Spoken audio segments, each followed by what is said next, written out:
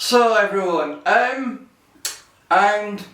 doing some tests on this Sigma 500mm DG HSM prime lens. It's an older lens that came out in 2005. It has no image stabilization, but it is a sharp lens, particularly at f8. However, I do find at f4.5 on a crop sensor camera, it's a little bit on the soft side. Anyway, we're going to test it out with some test charts we have here, as you can see in the picture. And I'll just show it to you. We've got lots of test charts here that we're taking some pictures of.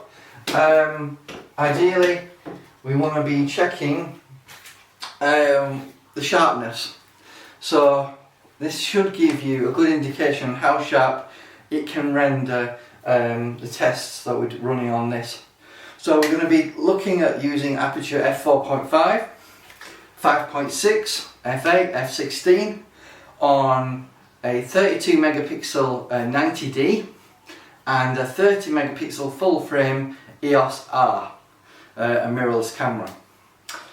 This is an EF lens, so obviously we have to use the EF adapter on the EOS R, and we're looking to see and look at the sharpness that can be achieved on the test charts. I'll give you a real world examples at some point in the future. I'll do that next. I may do that tomorrow, so you can get an idea on quality. I've already done a video of this lens versus the contemporary 150-600 Sigma lens, and I found pretty much at f8 the images are pretty good. Another side note that I haven't mentioned in previous videos. Now, you may not be aware that I have actually reviewed the Sigma 150-600 Contemporary Sport and the Tamron, the first edition that they did called the G1 lens. I realised they've brought a new one out since then called, that's the G2. But I need to make it absolutely clear that the Sigma 150-600 zooms, while they're fantastic lenses at f8 and above, I do find them to be quite soft at 6.3 aperture. So wide open, the Sigma zooms are not absolutely pin sharp. You need to be aware of that. I've looked at so many examples. I've obviously reviewed the lenses myself. I've looked at images, and the consensus I've come up with is that those tele-zooms that Sigma have come out with are not very sharp wide open. So ultimately, if you want wide open sharpness to be fantastic, you're going to need a prime lens. So this is the older prime lens that Sigma brought out in 2005. I am fully aware that they brought out an F4 optical stabilized version of this lens that's completely f4, not 4.5, so it's half a stop better. We're going to test this particular lens out though, the older lens, on these tests, and hopefully we'll get a good idea of how sharp they are. Now, in my real world testing of this lens outside at f8, even at f4.5, on full frame, to my eyes, it's good. It's when we put it on an Apsc camera does it sort of let it down a little bit, this lens. So it does seem the taxing of the smaller pixels that are on the sensor, on the Apsc sensor, is a big challenge for this lens. But on full frame, I think it's really good. So without further ado, let's look at the examples, the pictures. We'll look at them, we'll zoom into them 100%, and we'll see, you know, what we're getting out of this lens on full frame. So the camera I'm testing the full frame out of is the EOS R at 30 megapixels. I'm going to be using JPEG images for that, and the same for this, but this 90D can do 32 megapixels, so slightly more megapixels. It's not a big difference, to be honest with you. So let's check out the images and let's see which is the better. Personally, I'm probably thinking that on this older lens that came out in 2005, the lens weighs 3 kilograms.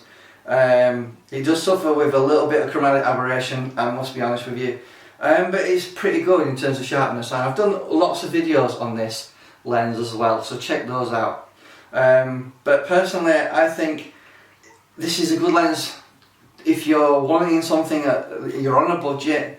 You can get hold of this lens for about £1,500 on eBay pretty much. I know they did a previous version to this which was just EX, didn't have the DG lettering in the actual name.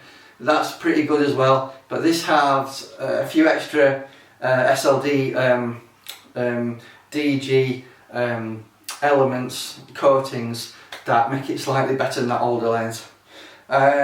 So obviously this minimum focus on this particular lens is 4.5 meters, so it is a long way. I was approximately about 5 meters away from the test samples we've got here. So on the 90D, because of 1.6 crop, we're getting 800 millimeters. So in order to get a similar vantage point to the full frame, or on this 500mm lens, I've had to go back a little bit just to try and compensate and try and give you a similar framing of what we're taking a picture of, to give you a good comparison. So let's get over to the examples and check them out.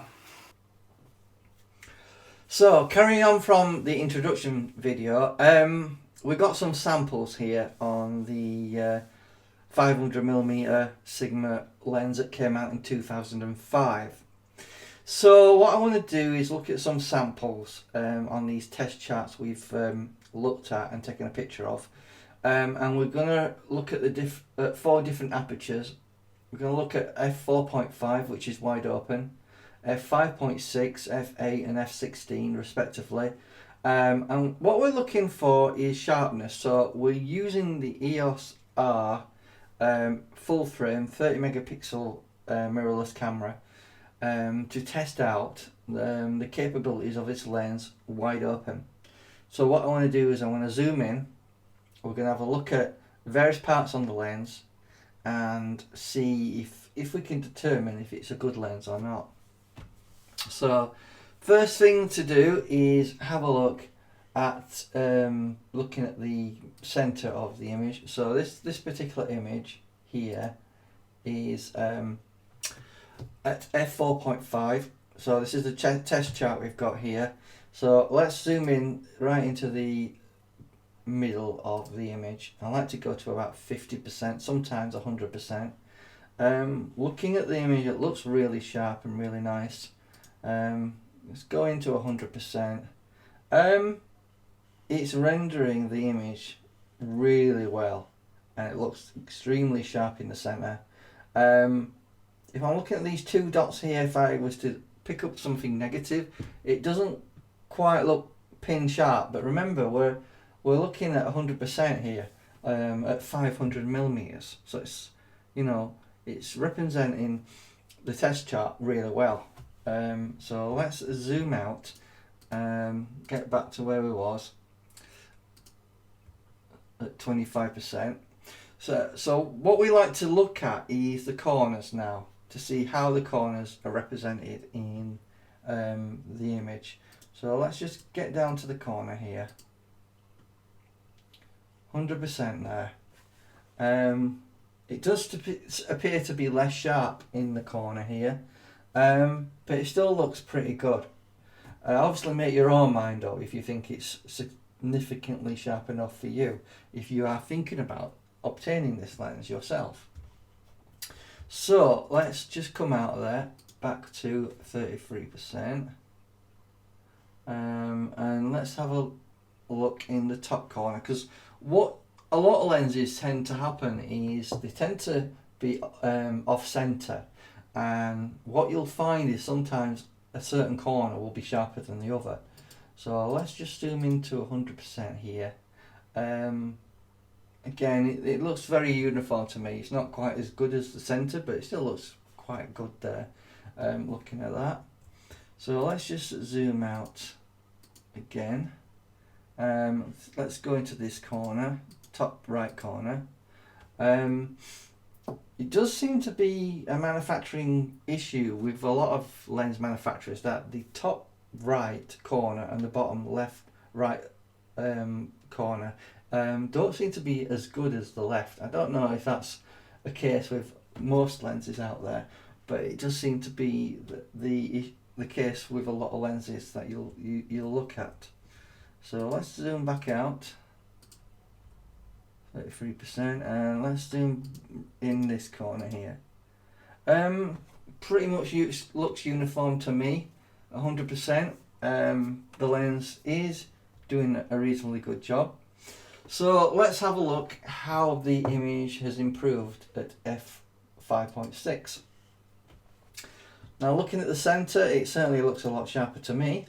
So let's go in there at 100% at f5.6, just to let you know that all these images are taken using ISO 2500. I decided to use the same ISO on both cameras, so we can have a look and get a good idea. Looking at the center, it looks reasonably sharp to me. Looks comparable to 4.5. If we go back to 4.5 and let's just zoom back out.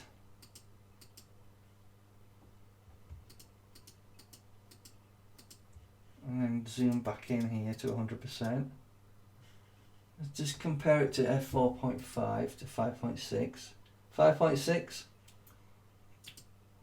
4.5. I certainly say in the center, I would say it looks a lot sharper at 5.6. So it seems to be representing quite a good, in terms of quality, it looks pretty good to me. It's always a good idea to try and compare f4.5 to 5.6 in the corners. It does, to me, to my eye, look a bit softer at f4.5. But that's to be expected, obviously, with an older lens like this. Again, you've got to remember we're using a modern day camera on an older lens. So that's f5.6, sorry. Let's look at f8. So let's have a look in the center, 100%. It seems to have some improvement. Let's just compare it to the 5.6. Normally when you're stopping your lens down, it does tend to give you a better image, and yes, it certainly looks sharper to me. Let's go over here into the corner and compare it to the corner on at 5.6, and it certainly looks sharper to me at f8. And to be honest, using this lens as I have been doing and testing it out, I do think it's a lot sharper at f8 than it is at certainly at f4.5, because this is 4.5 here. Let's just go into the corner here and compare f8 to 4.5. So that's 4.5 there. 5.6, yes. Sorry, f8. I mean, definitely sharper. Typically, when you start using apertures higher than f8, you can introduce diffraction, which can have a tendency to soften your image. So just be aware of that. Using smaller apertures doesn't always necessarily mean better quality. So let's look at the last one, which is f16. Again, same ISO. The only difference is going to be shutter speed is going to be a lot slower, but I used a timer on a tripod, 10-second timer, so hopefully there should be no camera shake. Let's move this back to the center. So at f8 versus f16, it does seem to be an improvement in sharpness on there at f16. Back to the f8. F16, a slight improvement. I do want to check the corner here and compare that to the f8. It'll give us an idea on sharpness. So that's f8 there, and let's have a look at f16. It does seem pretty much the same to me. Let's, just for the sake of it, go to 200% there and 200% there at f8 versus f16.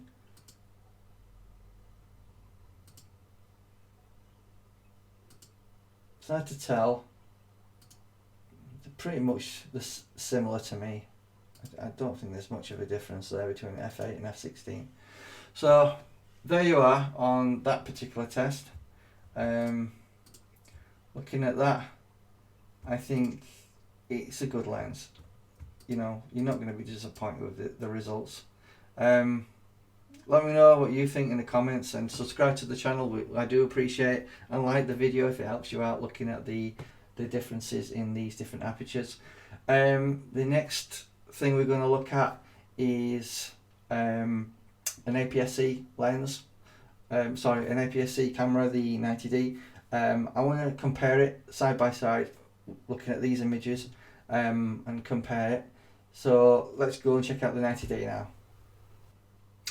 So we're going to check out and compare the 90D images of the test chart, because I want to get an idea on how Apsc challenges this older lens that was made in 2005.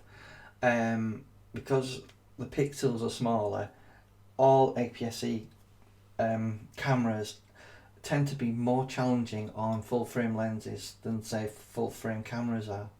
So the camera we've just tested and looked at, the full frame, the EOS R, is a 30 megapixel camera. Now the 90D is a 32 megapixel camera, a few more pixels more, I know, in terms of megapixels, but in retrospect they are pretty comparable to each other. So we're going to be checking out apertures again. Obviously this one's f4.5.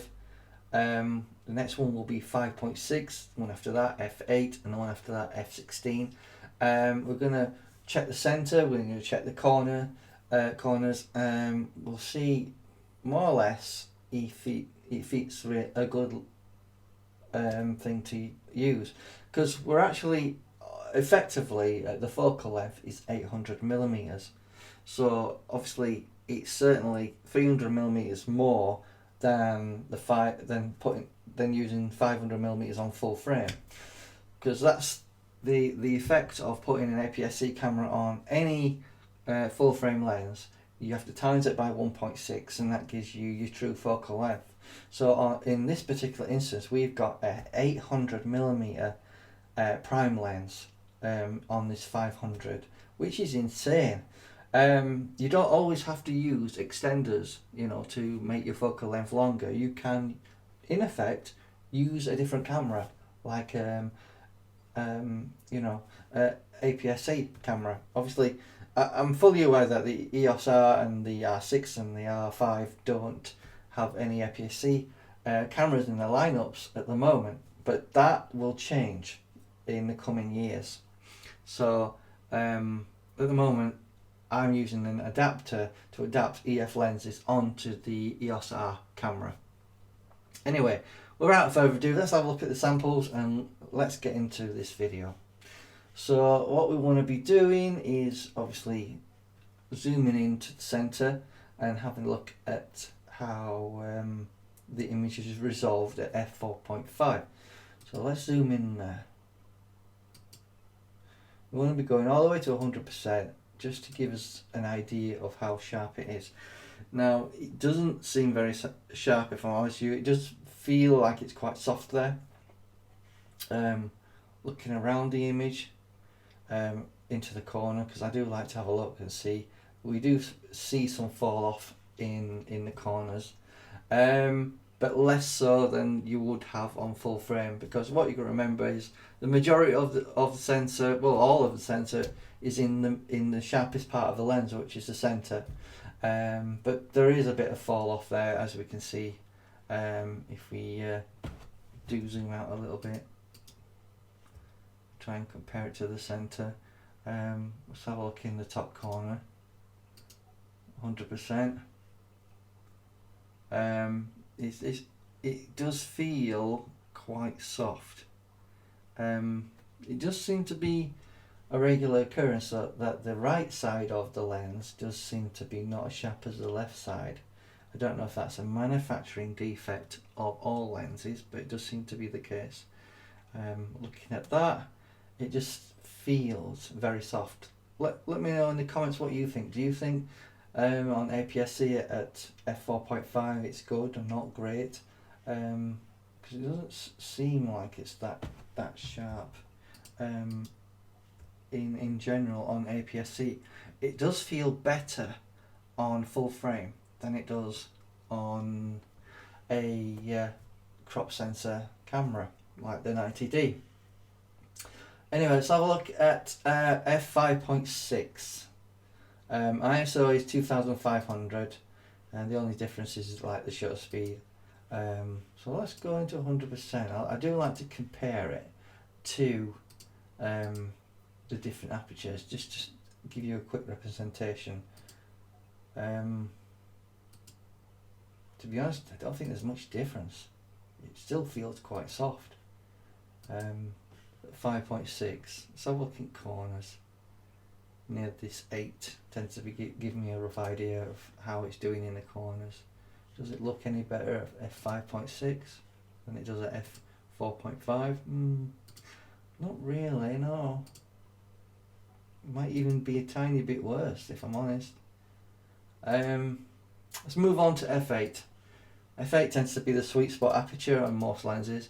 Does seem to be a bit better, 100%. Compare it at f4.5 at f8, 4.5. Slight improvement. Let's have a look at down where the number 8 was in this corner.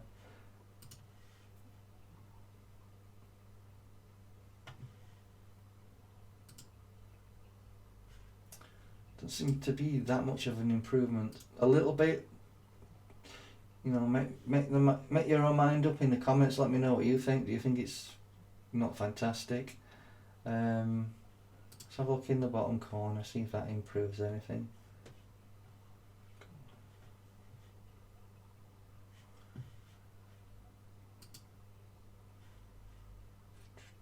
F8, 4.5, F8. There's a slight improvement. Let's have a look at f16. Personally, looking at the f16 image, it doesn't look too bad.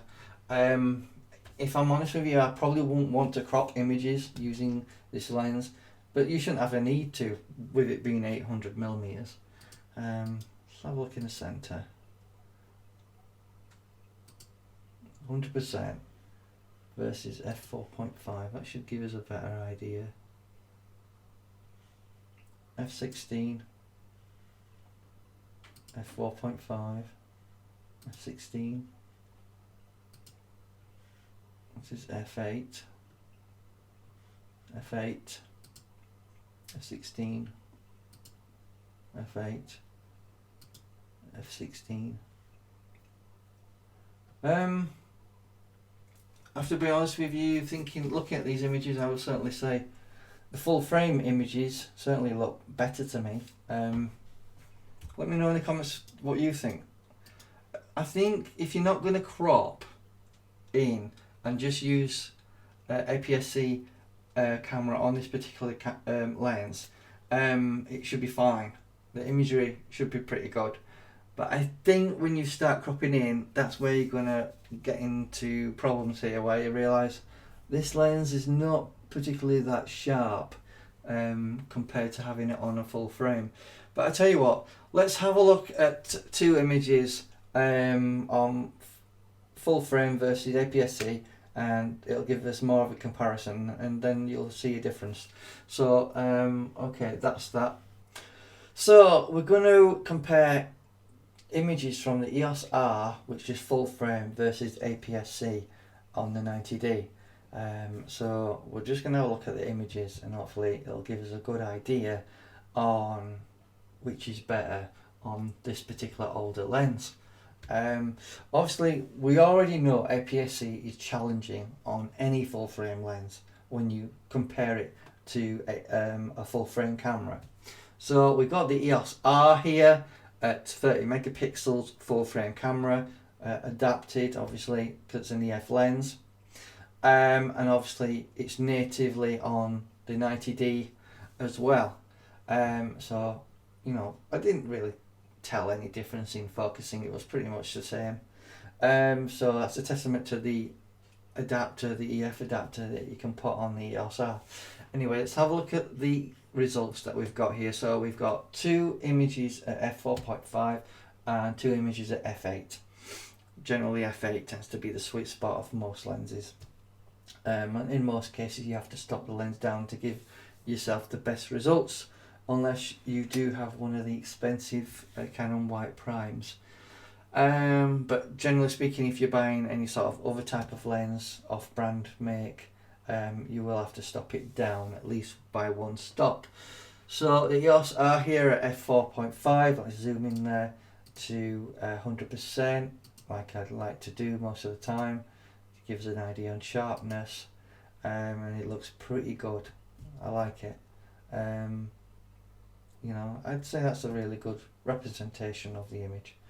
Let's have a look on the 90D. So this is Apsc at f4.5. So let's go into 100%. It doesn't look very good. It looks quite soft, if I'm honest with you. So it may be that Apsc on this particular camera is challenging. So what that means is I would not recommend, if a lens is quite poor on an Apsc body, try and avoid cropping in whenever possible, because you've not got the detail to work with. However, if you're on full frame, you certainly will have a better prospect of cropping your images, especially when it comes to wildlife or sports photography. So let's have a look at the 100% in the center on the f4.5 aperture on the EOS R full. So this is full frame. Looks really nice, if I'm honest with you. Looking on Apsc, it looks terrible. Let's have a look in the corners. Let's just go to the EOS R. Look in the corners at 100%. It's just fall off a little bit here, if I'm honest. Looking at there, it's falling off a bit. The Apsc should do a bit better, but because it's already terrible cropping in, I don't really hold much hope for it. So there you can clearly see that the quality is a lot better on the full frame than it is on the Apsc. It just looks blown out and grainy. And obviously the full frame deals with the ISO of 2500 a lot better than it does on an Apsc crop sensor camera, because it's a smaller sensor. You've got to remember that it's much smaller. So going back to full frame, it just looks a lot better, even with the exposure a little bit darker, it's still a lot better. Let's go to the top part here. Let's go back to the 90D top part. Doesn't look good, does it? Not look good at all. Hang on, that's 200%, gone too much.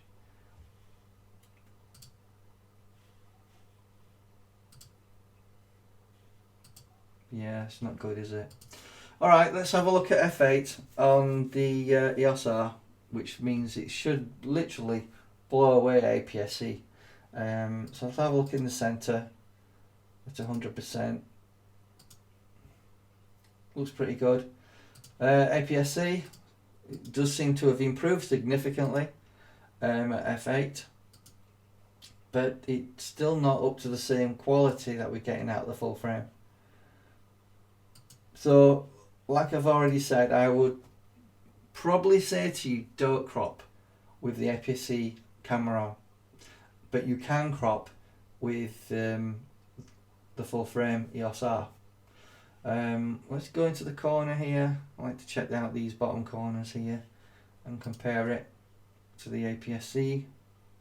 So it does look quite, it's not great in the corners if I'm honest on the Apsc. Back to the full frame, looks pretty good to me. Full frame looks fantastic actually. It looks really good even for an older lens. Go back to the Apsc, which is the 90D.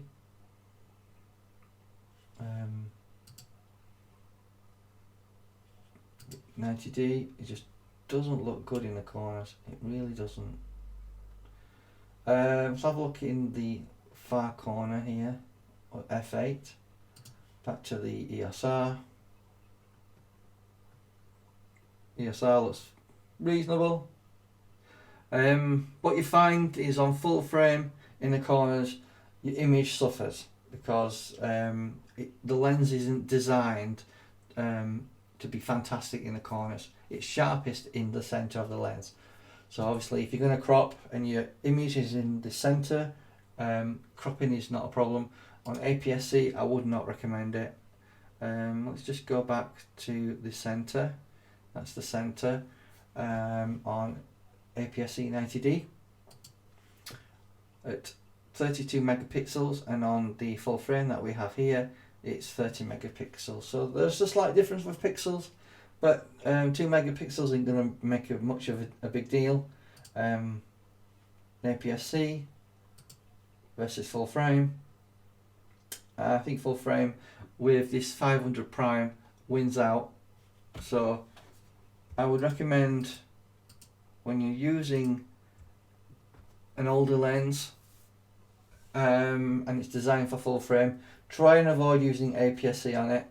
At a pinch, obviously you can use the Apsc to extend your focal length and use it as an extender in effect.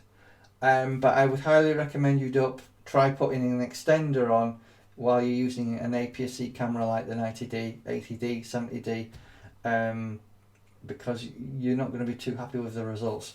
So full frame, this lens is reasonably good. Apsc, not so great. Make your mind up in the comments. Tell me what you think about this lens and the quality. You know, I'll churn out another video about some real world examples. Hopefully that will give you an idea on differences in the real world, because obviously the real world doesn't always translate in terms of doing test shots and test charts like we're doing here. So thank you for watching this video, and I'll talk to you in the next one. Let me know what you thought about this video in the comments. Do you think any sort of improvement is needed to present these results to you? But thank you for watching, and I hope you have a good day.